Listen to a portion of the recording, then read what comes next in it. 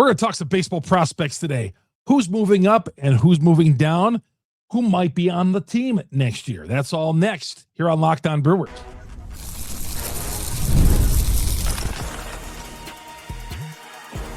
You are Locked On Brewers, your daily Milwaukee Brewers podcast. Part of the Locked On Podcast Network, your team every day. Chuck Freimund here, Locked On Brewers, part of the Locked On Podcast Network. We are your team every day. Locked On Podcast Network, the number one sports podcasting network in the world because you great Brewer fans out there.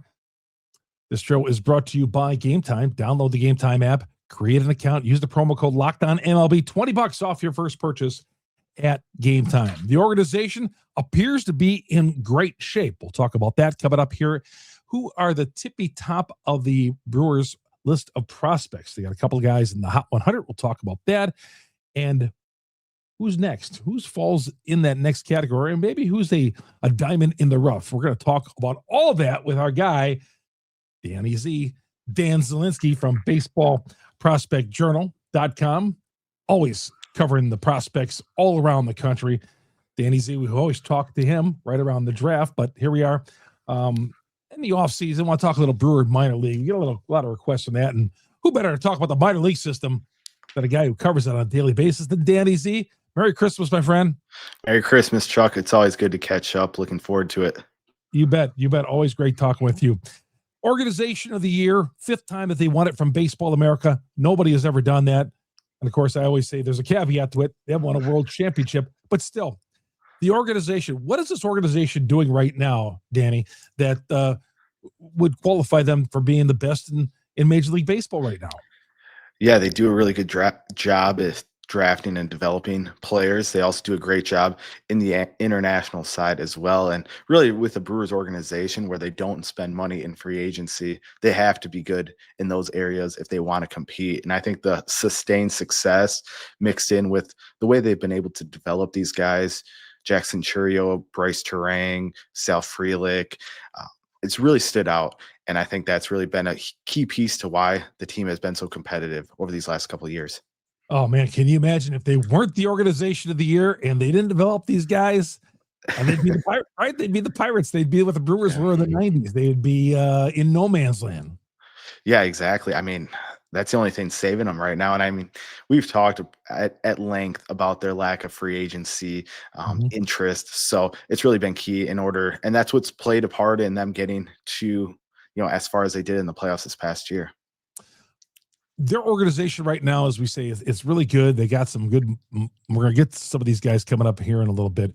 When you look at the Brewers, their farm system, what do you see? What's the theory behind it? What are they trying to do? What are they trying to get accomplished when they do draft and when they do get these guys on their own turf once they draft them? Yeah, it's a great question. Their philosophy slightly has changed throughout the years when it comes to the draft, but overall, they've really have preferred up the middle position players with high upside. They've also done a really good job of finding pitchers who have some really good metrics when it comes to their pitches and being able to refine and develop those guys into major league starters or high leverage relievers. And the Brewers, we've seen them take some chances on corner infielders the last couple of years, but they've really stuck with those athletes up the middle that have a lot of high upside, whether it's the draft or internationally. All right, I'm going to throw some of these top prospects. We're going to get to a couple and maybe a diamond in the rough or two here. Jesus Mate, widely thought of the top prospect in the organization, shortstop of the future. How do you like his progress so far? Yeah, I love him. I think he's a great player, top 5 prospect in Major League Baseball. Some people consider maybe the top prospect in Major League Baseball. And he's a guy that's a switch hitter, hits for, average power, has some speed, really strong defensively. He's really the complete package when it comes to a prospect and a player you want to build around in the future. He's gone through some growing pains throughout his minor league career, obviously, but overall, he's really performed at a high level. He's still only 18 years old, which I think is really exciting to see because he's only probably a couple years off from the major leagues. He played at Double-A this past year, so it really will come down to how he performs over the next year and how aggressive the Brewers want to be with him. How aggressive do you think they'd be with him? Depending on, obviously, he controls a lot of that. Yeah, I mean, I think it comes down to, I wonder if they do kind of something similar to what they did with Jackson Churio, where they gave him that big contract before really even seeing him perform at a high level when it came to the major leagues. So I think it comes down to that in some regard. And I think this upcoming season's probably out of the question. I would be shocked if he was in the major leagues in 2026, but I think 2027 is really a realistic time frame. If he would produce this year, teams aren't afraid to move guys from AA up to the major leagues. I would assume he'll probably start at AA this year, and then we'll see maybe move his way up to AAA at some point. What's funny about this, Dan, is, and we're going to get to these guys, the Brewers right now, three of their top prospects all play the same position with Mate, Pratt, and Pena. Yeah. I mean, I think that's, a really strength of this organization is some of those middle infielders they have with Mate, Pena, and Pratt. Mate and Pena are top 20 prospects across Major League Baseball. Cooper Pratt's a top 100 guy. And I think if you see the Brewers make a trade this offseason, to me, I think you have to keep Mate and Pena, but I would entertain offers on Cooper Pratt just because you do have the depth there. And if you're trying to, get a real big impact piece at the major league level, Cooper Pratt's a guy that has a lot of upside and is really desirable across Major League Baseball. When you hear the organization talk about Pratt, obviously they're not going to throw any shade his way, but there's a feeling that maybe he regressed a little bit this past year. Yeah, I think so. And it sounds like that just based on talking to some of the scouts I know. He didn't hit for as much power. He didn't impact the baseball as much as you would have liked to have seen him do this year. Obviously, statistically, his numbers fell off. He did move up, though, a level to AA, which there's always a little bit of an adjustment at AA. There's a lot of really good pitching at that level because you'll sometimes see, like I mentioned earlier, teams taking their prospects from AA and moving them straight to the major league. So a lot of talent at AA, but definitely regressed at least a bit. I still think the upside's really great with Cooper Pratt, and he's still a younger guy, just fresh out of high school a couple of years ago. So a lot to like. Definitely this upcoming year, I think, is an important year just for him to kind of get back on track and show everyone kind of his potential that everyone really loved in his first couple seasons. Another teenager like Mate, Luis Pena, can play short, can play third, can play second, top 100 prospect. Where do you got Pena standing right now? Yeah, I really like Luis Pena. I mean, if it wasn't for Mate, he'd be the shortstop of the future in my mind. He's a little bit behind Jesus Mate. Part of that has to do with simply having guys in his way, but also some of it's just, his youth too.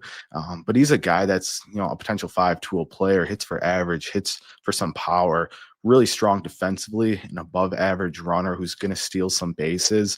And there's a lot to like with him too. I think, this upcoming year, like everyone, is an important year, but, if he wants to stay on track with the Mates, the Pratts, some of these other guys that are kind of in that range, the Brewers could have a special core here in a couple seasons with all these guys being major league ready in the next couple of years. All right, the catcher spot right now, Contreras, I like to think, I hope they sign him to extension eventually. I talked about that on the podcast yesterday, but Jefferson Quero, would they bring him up as a backup? I know he had the injury. Would they bring him up as a backup? Danny Jansen has signed with somebody else. Where do you see Quero? And then part B of that, do you see him possibly on the team in 2026? Yeah, that's a good question because I think Quero is definitely major league ready. His offense, I would like to see a little bit more out of. I think he's definitely strong defensively. There's no question.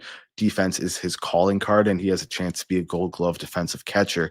The offense leaves a little bit to be desired. I'd like to see him, hit it, for a higher average, or at least get on base at a little bit better clip than he does.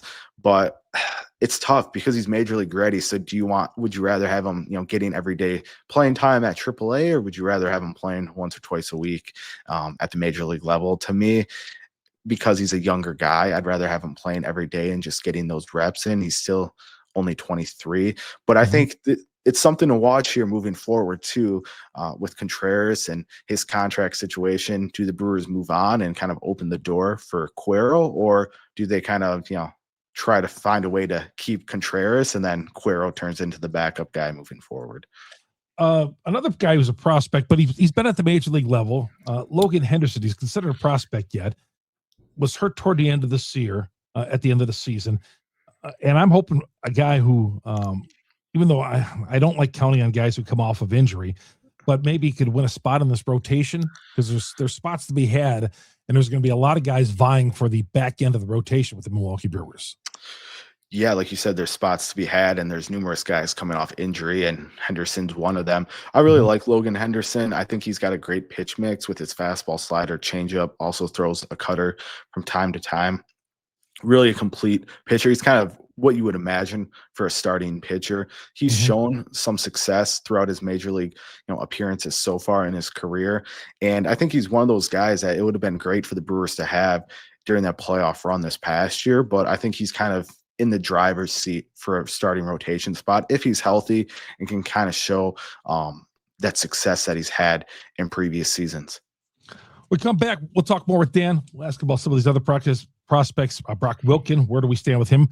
Braylon Pena, who is one of the top players in the class of 2024. Get to that, and some of the power sources in the farm system, like Andrew Fischer. Where do we stand with Andrew Fischer? We'll get to all that coming up next. Chuck Freimund here on Locked On Brewers, part of the Locked On Podcast Network. We are your team every day. Episode brought to you by Game Time. Download the Game Time app, create an account, use the promo code LOCKEDONMLB, $20 off your first purchase. With Game Time, very easy to buy tickets. As I always say, when you get inside that 3-hour window between the 3 hours and the time the event starts, that's when those tickets start dropping. And you know what? The zone deals they got there, NBA tickets, I saw NBA tickets as low as $25, and they drop as well. You get the view from your seat before you buy, so there's no surprises when you get to the arena. And speaking of surprises, knowing that price up front is always great, because there are some places where you go and you see that site and you see that price, and then you go through the checkout line, the various steps, and the price keeps getting higher and higher and higher. None of that with Game Time. What you see is what you get. And the zone deals, those are clutch as well, because you choose a section, and Game Time picks the seat, and you save even more. Take the guesswork out of buying tickets, NBA tickets, concert tickets, you name it. Go to Game Time, download the Game Time app, create an account, use the promo code LOCKEDONMLB, $20 off your first purchase. Terms apply. Again, that code LOCKEDONMLB, LOCKEDONMLB, $20 off. Download the Game Time app today. Chuck Freimund here on Locked On Brewers. Wanted to tell you about the Everydayer Club, by the way, before we get back to Danny Z. The Everydayer Club, it's just been announced a short time ago. Thanks for making Locked On Brewers your first listen to every day. Thanks for making Locked On the #1 sports podcast out there. And right now, you can join the Everydayer Club, access ad-free audio on Locked On Brewers, compatible with Apple Podcasts, Spotify, and several others. Also, you become a part of the Discord server, which includes a group chat just for listeners of this show, plus so many other amenities. Check out the link down below in the description of the show. Right below, I got a link there. Find it right there. Locked On Brewers will tell you everything that you need to become a member of the Everydayer Club. I know some of you have talked about the ads and all that. Well, free ads, ad-free, when you become a member of the Everydayer Club on Locked On Brewers. All right, Danny Z coming up, and we're going to talk to some of the other prospects here. I know, a couple of years ago, actually last summer, it was when they drafted Andrew Fischer, third baseman, first baseman. Some people think that this guy might be the power source of the future, maybe the first baseman of the future. How do you see Andrew Fischer? Yeah, I like Andrew Fischer a lot. He comes from a Tennessee program that really developed talent, had a lot of success. And to me, unlike maybe a Brock Wilkin, he has a little bit better of a hit tool, which I think is important. It obviously helps you move through the system quicker because you're having more success, but you're also not striking out as much. And Andrew Fischer, a really quality bat, hits for above average power, has a respectable hit tool.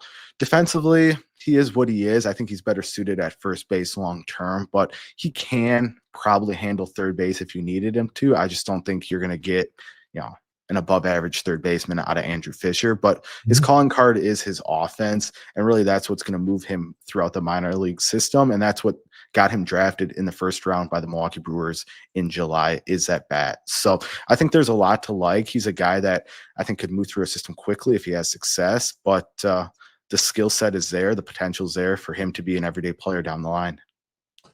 Tyler Black, a guy the Brewers have brought up. They brought him up this past year for a cup of coffee there, and seems to be falling a little bit out of favor.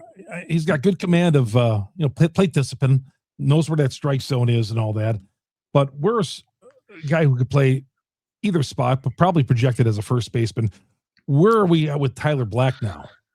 Yeah, I like the move when the Brewers drafted Tyler Black a few years ago. I thought he was a guy that had a chance to be a utility type player at the major league level, but to be frank, he hasn't performed at the major league level for a team, or the Brewers specifically, to feel comfortable in giving him kind of a role where he's playing 3, 4, or 5 times a week. So this year is going to be interesting to see where he starts his season and then how he ultimately performs. But he just hasn't performed at the major league level. You've seen some mistakes, and really simple mistakes that, have cost him. He hasn't performed offensively, really hasn't gotten on base, hasn't hit for any power. So big year for Tyler Black. And especially with some of these younger guys starting to move up the ladder, he's starting to get passed by. So if Tyler Black wants to be a major leaguer with the Brewers, he's going to have to perform this upcoming year.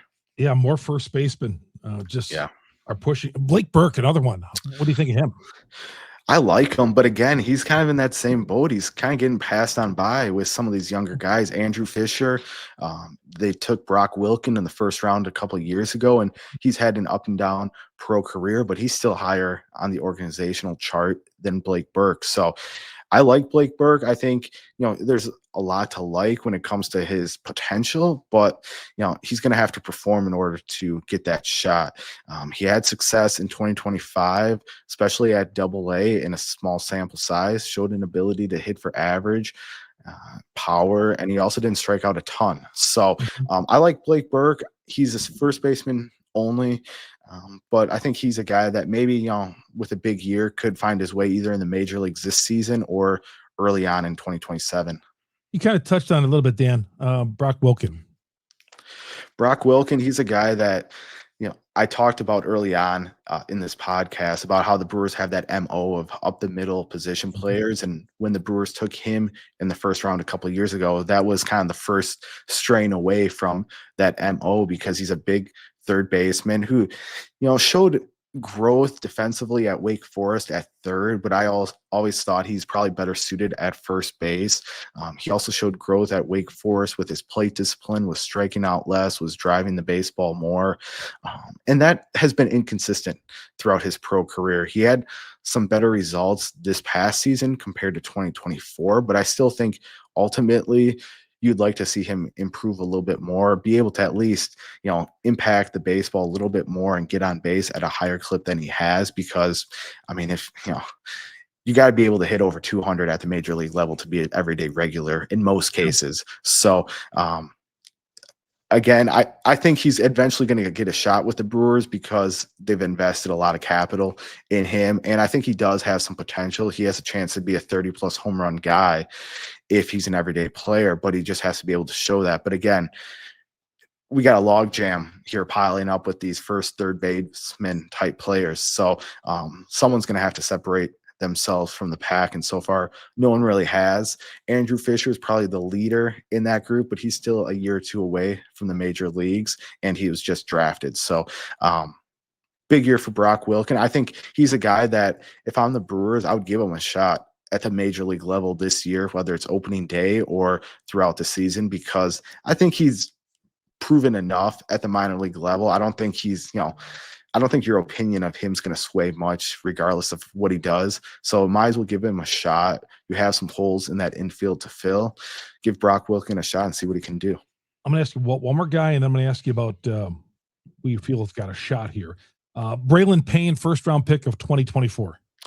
Yeah, Braylon Payne's a guy that is super athletic, profiles as a center fielder long-term, left-handed hitter. He was a younger guy coming out of high school and a guy the Brewers really fell in love with throughout the draft process. He didn't have a ton of success at Single A Wisconsin or in Single A this past year. But he's still super young. He's under 20 years old still. And I think the tools are there. He's not a power hitter. He's more of a leadoff type hitter. So you're going to have to see him at least impact the baseball and get on base in order to be successful because, with his above average to elite speed, that's where he makes his damage, is getting on base and being able to steal bases or stretch a single into a double. So he's got to be able to, impact the baseball enough to be able to do that. So I like Braylon Payne. I still think there's, with him only being 19 years old, you can give this guy some, leeway in time. He doesn't need to be rushed. It's not like there's holes in the major league outfield at this point. So I like Braylon Payne, long-term potential, but he definitely, it would be nice to see some growth over the course of this upcoming year. When we come back with Dan, we've talked mostly about infielders. And most of these guys are infielders. Braylon Payne isn't, but the rest of these guys are talking about shortstops and second baseman and third baseman and first baseman. We talked about one pitcher, Logan Henderson, who could vie for the spot, but I'm going to ask about Coleman Crow, who some of you think that have a shot at the rotation. I'm not sure about that. I'll ask Dan about that.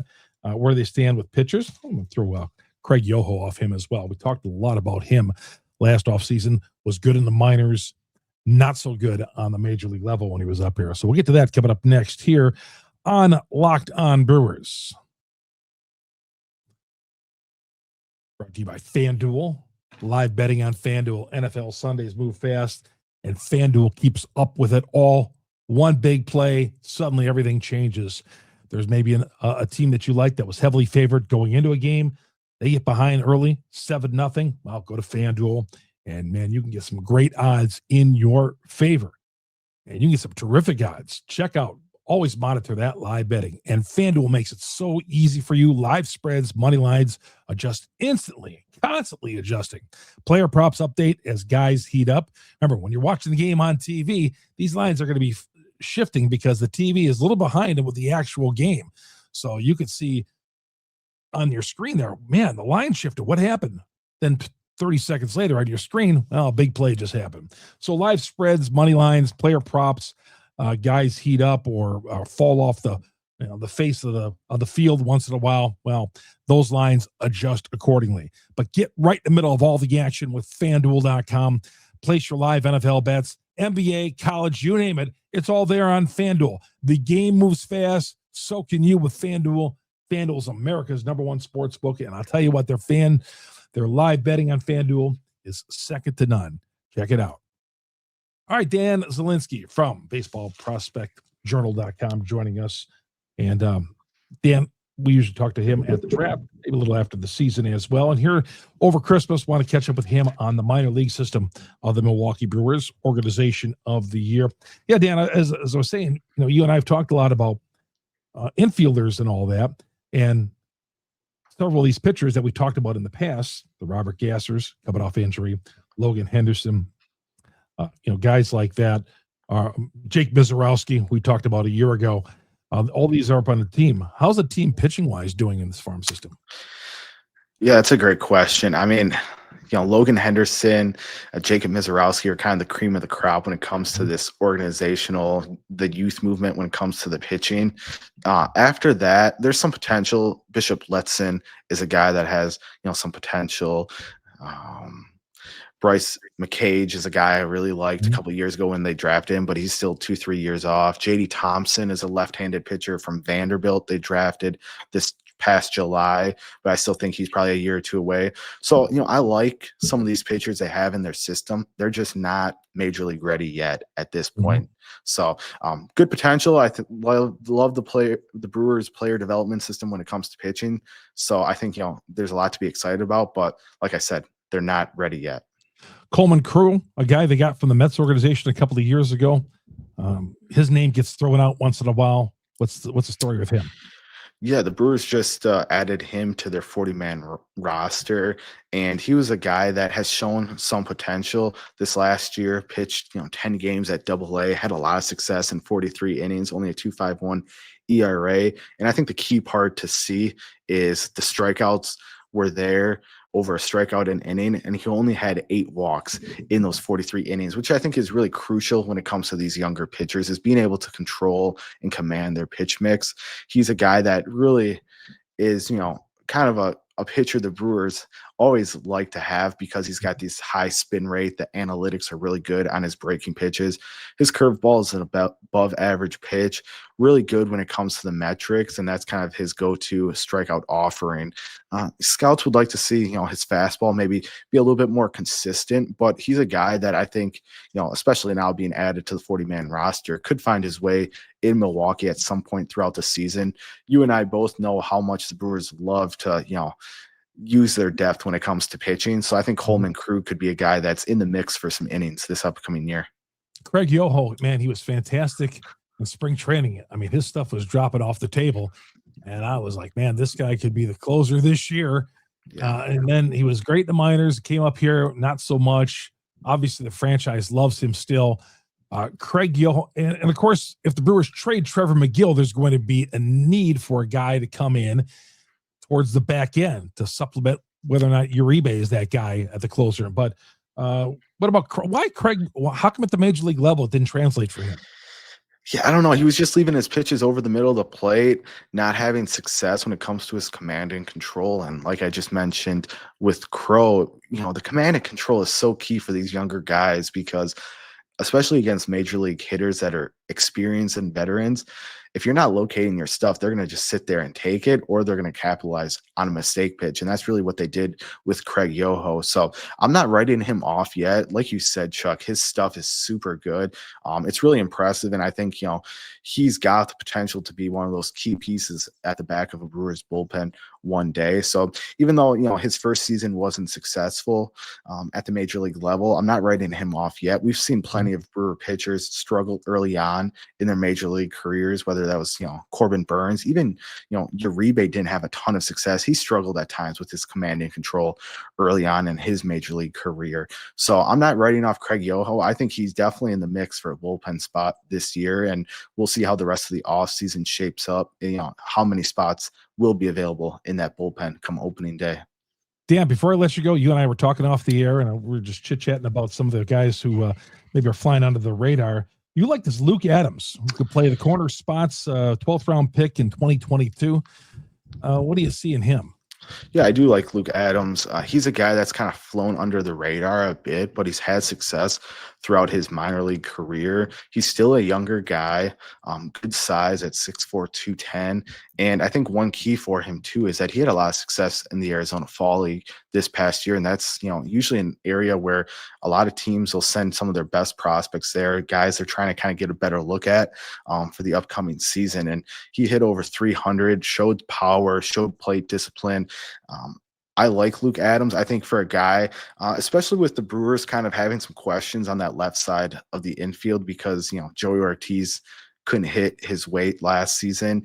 What do they do, at shortstop and with Caleb Durbin? I think Luke Adams is a guy that you could have as a player that, bounces between third and first base if needed. So I think the potential's there. He doesn't get as much attention as some of these other corner infielders that we've talked about, but he's had just as much, if not more, success than some of them. So I think Luke Adams is a guy who could find his way in Milwaukee in 2026. Dan Zielinski, Baseball Prospect Journal, editor, founder, does great work there. Even more importantly, been a friend of mine for well over a decade. That's most important. And a great contributor to Lock On Brewers. Get him on a few times a year to chit-chat about some of this stuff. Dan, you and your family have a great holiday season here. Merry Christmas, Happy New Year, and we will talk to you in the new year, my friend. Thank you, Chuck. You as well. Looking forward to talking with you in the future. Dan Zielinski, our great guest. Have yourself a great weekend, everybody. My name is Chuck Freimund. Thanks for making Locked On Brewers your number one podcast every day, your first listen to every day, and the Locked On Podcast Network, the number one podcast network in the world. Talk to you all on Monday, everybody.